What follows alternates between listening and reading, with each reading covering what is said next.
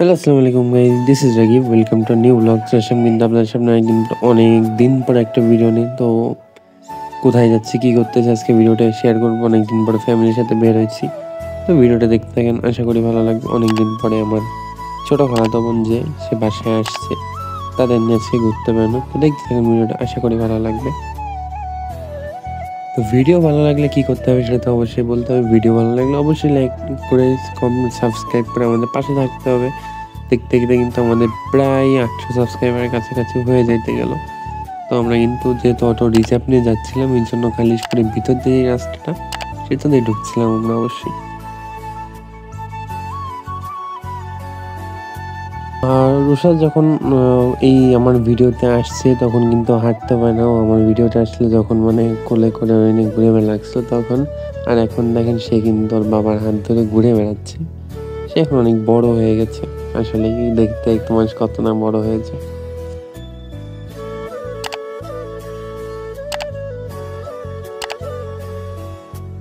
7 নম্বর প্লেসটা এমন যেখানে ফ্যামিলি নিয়ে, বন্ধু বান্ধব, ভাই বোন যেই বলেন না কেন তাদের নিয়ে ঘোরার মতো সুন্দর একটা প্লেস। আর এই জায়গায় আসার মেন কারণ ছিল এটাই, যেহেতু তারা কখনো দেখে নাই আগে, এই জন্য তাদের নিয়ে আজকে 7 নম্বর ঘাটে আসে আমার। নদীর পাড়ে যদি আপনি আপনার ফ্যামিলি নিয়ে বসে কিছুটা সময় কাটান, আমি আপনাদের ওভারশিওর দিয়ে বলতে পারবো এর থেকে ভালো সময় আপনি আপনার ফ্যামিলির সাথে কখনো কাটাতে পারেননি আর পারবেনও না।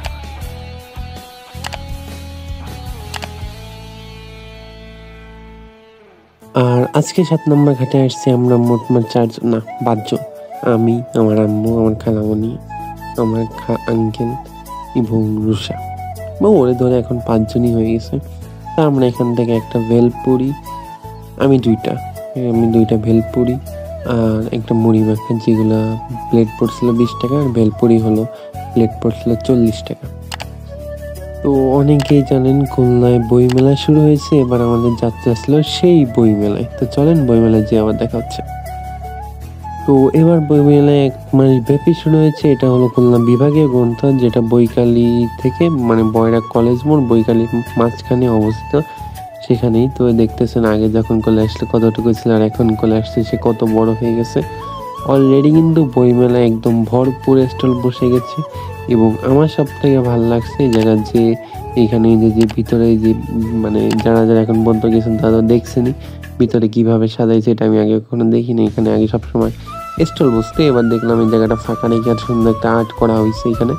অনেক ভালো লাগছে আমার এই আর্টগুলো সব থেকে বেশি বইমেলার মধ্যে। আর এবার হলো স্টলগুলো বসছে একদম ডান সাইডে, যেখানে ওই যে আগে এমনি ছোটোখাটো দোকান টোকান বসতো ওই সাইডের দোকানগুলো বসছে। এবার বইমেলার স্ট্রাকচার পুরো আলাদা। তো এখানে আরও দোকানপাট ছিল, স্টেজ ছিল, সেগুলো আর কি আমরা ঘুরে ঘুরে দেখতেছিলাম। তো এখন হলো বের হয়ে যাবো, যেহেতু অনেক রাত হয়ে গেছে, রোষাই নিয়ে এতক্ষণ বাইরে থাকা ঠিক হবে না। এই জন্য এখন আমরা বাসার দিকে যাবো। চলেন একবারে বাসার দিকে চলে যাই আমরা। তো আমি জানি না আপনাদের কাছে ভিডিওটা আমি কিভাবে এক্সপ্লেন করতে পারছি, বাট দিনটা আসলে আমার অনেক ভালো গেছিলো ওই দিনকে। তো এখান থেকে একটু পিঠা কিনে নিয়ে যাচ্ছি। আজকে ভিডিওটা এই পর্যন্তই ছিল। ভিডিওটা ভালো লাগলে অবশ্যই লাইক, কমেন্ট, শেয়ার করতে ভুলবেন না।